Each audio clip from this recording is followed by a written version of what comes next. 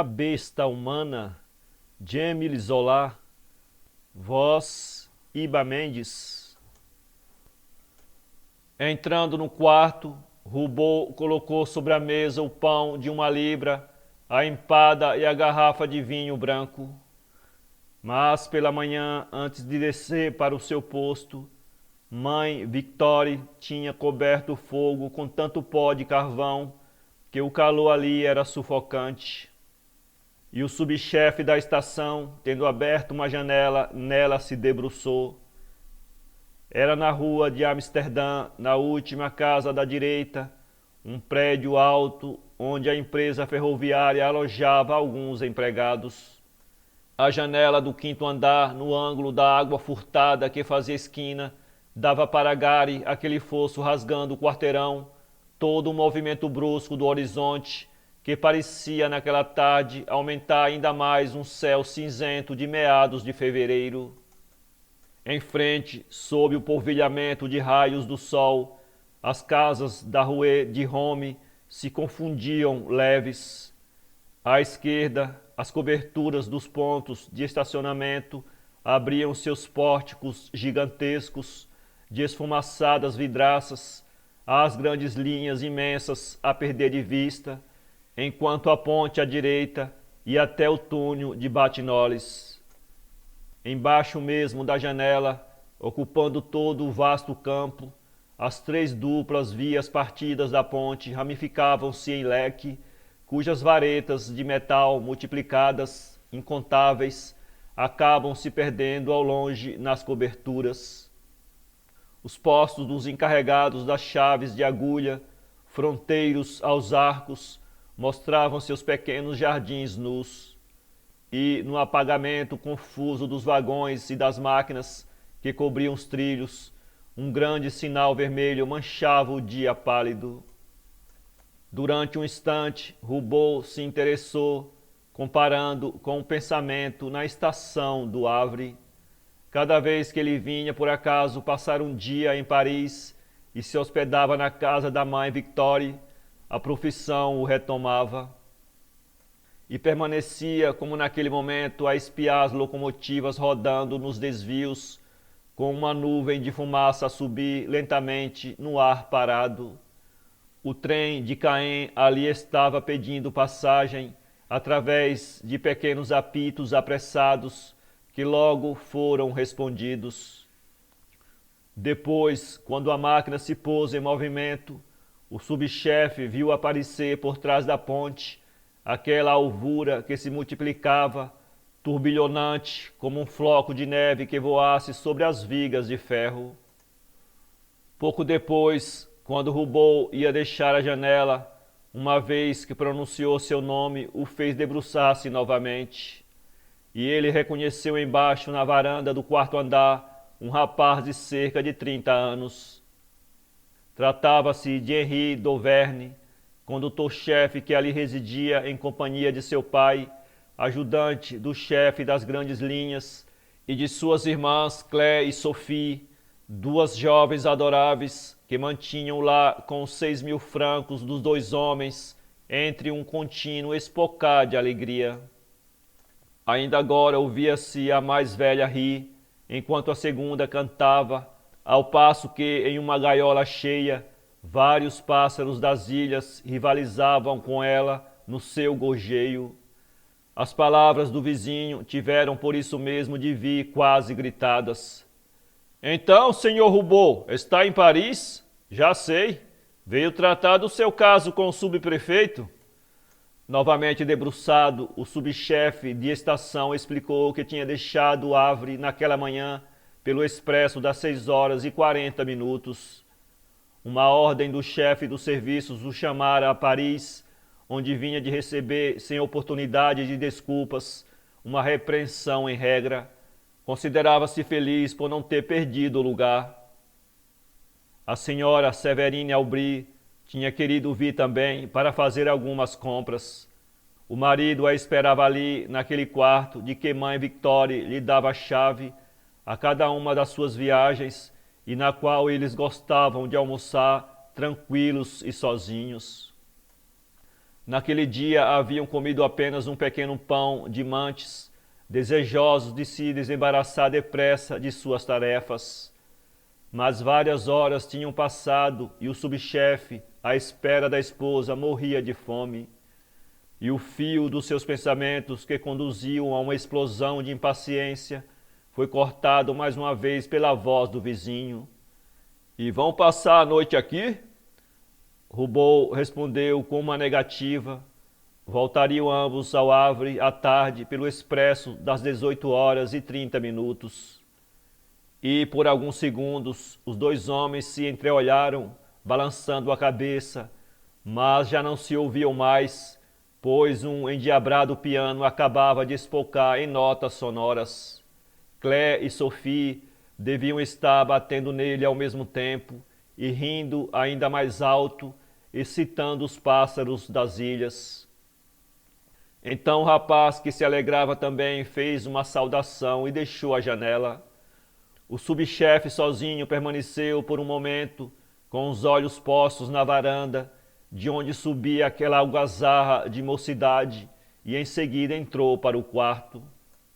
Diante do relógio de cuco, que marcava 15h20, Roubaud teve um gesto de aborrecimento. Por que diabo Séverine estaria demorando tanto?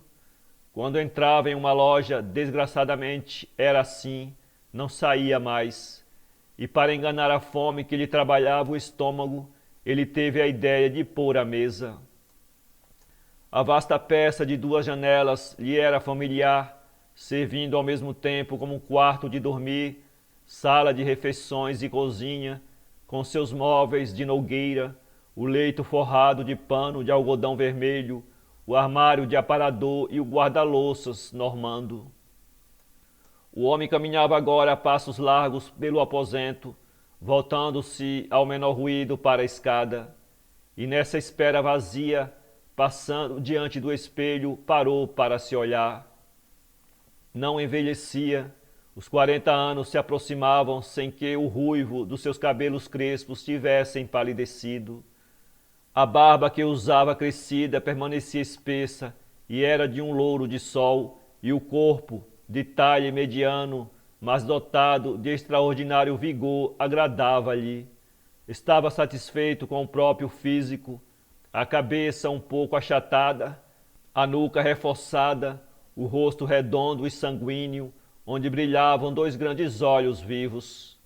Houve um ruído de passos, e o subchefe de estação correu a abrir a porta. Era, porém, a vendedora de jornais da Gare, que voltava para seu quarto ao lado. Ele retornou contrariado e interessou-se por uma caixa feita de conchas que se achava sobre o aparador. Conhecia-a bem, pois fora um presente de Séverine à mãe Victoire, sua ama de leite. E aquele pequeno objeto tinha sido suficiente para que toda a história de seu casamento, realizado há quase 3 anos, se desenrolasse, revivendo o início de sua existência. Filho de um carcereiro, Roubaud tinha nascido em Plassans e, ao fazer o serviço militar, conseguira as divisas de sargento-mor. Depois, trabalhara durante longo tempo na estação de Mantes, passando a comissário-chefe em Barentim, e ali conhecera a sua querida mulher, quando ela vinha de Donville a fim de tomar o trem em companhia da senhora Berthe, herdeira do presidente Grand Morin. A rapariga era a segunda filha de um simples jardineiro, mas o presidente, seu padrinho e tutor, a estragara com mimos, mandando-a com a primogênita para um pensionato em Rouen. Ela possuía, aliás, uma tal distinção de maneiras que o ferroviário se contentara por muitos meses em desejá-la de longe, com a paixão de um obreiro rústico por uma encantadora criatura acostumada ao conforto. No seu amor, Roubaud teria desposado a linda moça sem um soldo, pela simples razão de tê-la em sua companhia, e quando enfim se atrevera a confessar-lhe o seu afeto, a realidade ultrapassou o sonho. Além da mão da jovem e de um dote de 10.000 francos, o presidente, hoje aposentado, lhe havia dado a sua proteção. Desde o dia seguinte ao do casamento, ele passou a ser o subchefe da estação do Havre, com um ordenado bastante razoável. Tinha sem dúvida a seu favor os apontamentos de bom empregado, firme no seu posto, pontual e honesto. Ele, porém, preferia crer que devia tudo à sua mulher e adorava-a. Voltando a pensar em Severine, o homem perdeu decididamente a paciência. O encontro fora marcado para as 15 horas e não lhe constava que a compra de um par de sapatos e de 6 camisas exigisse todo um curso de um dia. E, como passasse novamente em frente ao espelho, notou sobre os hirsutos supercílios a testa cortada por uma linha dura. Nunca no Havre tinha duvidado da esposa, mas em Paris imaginava toda a sorte de perigos, de ardis e de erros. Uma onda de sangue subiu-lhe à cabeça e seus punhos de antigo operário se cerraram, como nos tempos em que empurrava vagões, na inconsciência bruta de sua força. Depois olhou para a porta que Severine acabava de abrir, aparecendo sorridente e jovem. Sou eu, hein? Já tinhas com certeza pensado que eu estava perdida. No fulgor dos seus 25 anos, ela parecia alta, fina e muito flexível, apesar de ser gorda e ter os ossos pequenos. Não era bonita à primeira vista, com o rosto comprido e a boca de traços fortes. Mas, espiando-a melhor, ela seduzia pelo encanto, a estranheza de seus grandes olhos azuis sob a espessa cabeleira negra. Tinha, além disso, uma fidalguia de maneiras que se impunha ao observador menos atento, e, como o marido, sem responder, continuasse a examiná-la com um olhar turvo e vacilante, que conhecia tão bem, acrescentou: corri tanto, foi impossível apanhar um ônibus. Então, não querendo gastar dinheiro com um carro, vim correndo. Olha como estou suada. Tu não vais me fazer crer, respondeu violentamente Roubaud, que vens de Beaumarchais. Feio, cala-te, sabes muito bem quanto te amo. Irradiava de sua pessoa tal sinceridade, e ele a sentia tão cândida, tão reta, que a apertou perdidamente nos braços. As suas suspeitas, de resto, sempre acabavam assim entre manifestações de ternura. Ela, gostando de ser acariciada, se abandonava às suas manifestações de amor, e o homem a cobria de beijos demorados e ardentes que Severine não retribuía.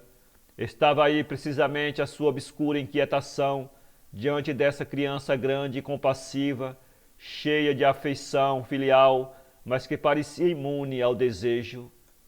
A mulher mostrava-se vibrante da felicidade de ter percorrido as calçadas e conservava a excitação das compras feitas no Bon Marché. Num abrir e fechar de olhos, cada primavera gastava as economias do inverno, preferindo comprar tudo lá mesmo, dizendo que assim economizava a despesa de transporte a outros pontos. E assim, enquanto se sentava à mesa, não parava de falar. Um pouco confusa, ruborizando-se, acabou por declarar o total de quanto havia gasto. Foram nada menos de 300 francos. Bonito, disse Roubaud, assustado, passando a mão pela testa. Não está de todo mal para a esposa de um subchefe de estação. Mas, querida, não tinhas de comprar apenas 6 camisas e um par de sapatos? Meu amigo, foram pechinchas únicas. Uma sedinha riscada, deliciosa, um lindo chapéu e 2 saias com babados. E tudo isso por quase nada, quando no Havre eu teria pago o dobro. Pouco depois, vendo a mulher com um anel, Roubaud sorriu. E, diante do elogio do marido, Severine disse que gostava extraordinariamente daquele presente do padrinho. Logo sentiu arrependimento de ter se referido ao presidente Gramorin, pois sempre afirmara que aquela joia de ouro e brilhantes lhe havia sido dada por sua mãe. Naquele instante ela podia ainda desdizer-se, negar frase escapada em um minuto de distração, mas teimou, não se dominando mais, já inconsciente do que fazia em face de uma brutal manifestação de ciúme. Nunca te disse, querido, que minha mãe não havia deixado este anel? Aquela obstinação era imbecil. Ela bem via que se estava pondo a perder, que o marido lia tudo claramente no seu rosto e desejaria poder voltar atrás, engolindo as palavras. Agora, porém, já era tarde. Sentia que estava com as feições alteradas, que a confissão de um amor ilícito se achava feita. E quando quis reagir, teve o pescoço oprimido pelos dedos de ferro de Roubaud. Com os olhos injetados, o subchefe de estação obrigou a contar com os mínimos detalhes aquele episódio vergonhoso do seu passado. A mulher só não foi estrangulada porque o agressor teve, de repente, uma ideia mais diabólica, lembrando-se que o presidente Gramorim embarcaria naquela tarde no expresso do Havre. Foi o maquinista Jacquet, um rapaz que sofria de alucinações e de uma estranha sede de sangue, quem encontrou naquela noite o cadáver do presidente Gramorim nas proximidades de Creux de Malfraz. E imediatamente o caso revolucionou Rouen e Paris. Os jornais da oposição, na campanha que sustentava contra o Império, haviam-no tomado como arma de combate. A proximidade das eleições gerais, cuja preocupação dominava o mundo político, estimulava a luta. O crime surgiu mesmo na hora para continuar a agitação, e cada manhã circulavam novas hipóteses, sempre injuriosas para as autoridades. As suspeitas recaíram, como era natural, sobre o marido de Severine, favorecida com o legado do morto. E desse modo, no dia da audiência marcada pelo juiz Denizet, foi com evidente nervosismo que o subchefe de estação chegou ao Palácio da Justiça em companhia de sua esposa. Na porta encontraram Jacquet, uma das testemunhas, que falou no boato de uma prisão. O casal se espantou, mostrando-se perplexo em face da notícia. Mas logo, recobrando a calma, o homem dirigiu-se à esposa. Temos que nos armar de toda a paciência. Podemos contar no mínimo com 2 horas de espera. O melhor, portanto, é nos sentarmos. No gabinete do juiz começaram afinal os interrogatórios. O inquérito fornecera material para um processo enorme, de vários volumes, em que as autoridades tinham procurado reconstituir os passos das vítimas desde sua partida de Paris. O senhor Van Dorp, chefe da estação, depôs sobre a partida do expresso das 18h30, recordando as poucas palavras trocadas com Roubaud na plataforma do seu compartimento. Depois, o condutor Henri d'Avergne, interrogado a respeito do que se passara em Rouen, quase nada pôde adiantar. Vira apenas o subchefe e sua mulher conversando diante do carro especial do presidente e acreditava que houvesse regressado para o seu vagão, cuja porta fora fechada por um guarda. Meia hora mais tarde, após o depoimento de outras pessoas, a porta abriu-se, dando passagem a 2 soldados e a um rapaz de uns 25 anos. O detido era Cabouchet, amigo de Lousette, uma jovem que havia sido seduzida pelo velho Gramorim. A face maciça e a estreiteza da testa exprimiam a violência do indivíduo que age, em via de regra, obedecendo à sensação imediata.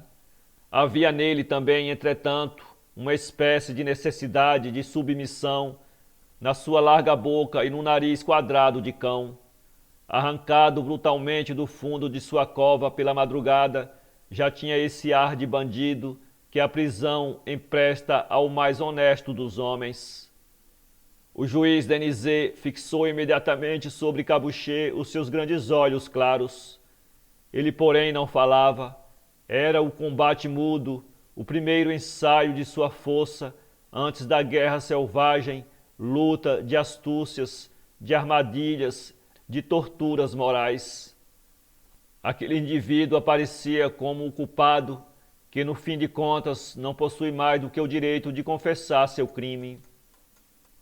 E o interrogatório começou lentamente. Sabe de que crime é acusado? Cabuché, com a voz travada pela cólera impotente, resmungou. Não me disseram nada, senhor, mas penso que sei. Conhecia o presidente Gramorim? Muitíssimo. Uma rapariga, Lonizete, sua companheira, entrou como arrumadeira de quarto para a casa da senhora Bonneron, irmã da vítima, e um sobressalto de raiva sacudiu o carreiro. No auge da cólera, com os olhos saltando das órbitas, viu tudo vermelho e não pôde deixar de interromper o juiz. Com todos os diabos, os indivíduos que dizem isso são uns refinados mentirosos. Ela nunca viveu em minha companhia. Curiosamente, Donizê observava sua fúria e, dando um rodeio ao interrogatório, fez um reparo. O senhor é muito violento. Está bem. Eu já sabia que havia sido condenado a 5 anos de prisão por ter morto um homem. Em um canto da sala, com o ouvido atento, Roubaud não perdia uma palavra do diálogo e, sem pressa, foi arquitetando o plano que o livraria definitivamente do cárcere. Por que não aumentar, através de alguns depoimentos capciosos, as suspeitas que pesavam sobre Cabuché? Ali estava ao seu lado o maquinista Jacquet, uma das próximas testemunhas. Não seria difícil, com a ajuda de Severine, captar as simpatias do rapaz, levando-o a torcer a realidade dos fatos. Tudo aconteceu nas semanas seguintes, de acordo com os cálculos do subchefe da estação do Havre. Preso aos encantos de Severine, Jacquet lançou no seu depoimento toda a culpa do crime sobre os ombros do pobre carreiro. Mas o que não estava positivamente nos planos de Roubaud foi o acesso de loucura que, uma noite, tomou conta do maquinista. Com uma navalha, doidamente possuído pela sede de sangue, o rapaz degolou a afilhada do presidente Gramorim e em seguida fugiu, protegido pela escuridão. O brutal homicídio encheu durante várias semanas as colunas dos jornais e, ante o pavor de ser preso, Jacquet foi à estação e assumiu seu posto, fazendo a locomotiva rodar a toda velocidade, como um javali na selva. Que importava ao louco as vítimas que o trem, na sua desabalada carreira, deixava pelo caminho? O seu desejo era destruir, matar, aniquilar. No meio das trevas, como uma besta cega e surda, a máquina ia rolando, carregada de passageiros que cantavam. Para ler esse conto, acesse www.poeteiro.com.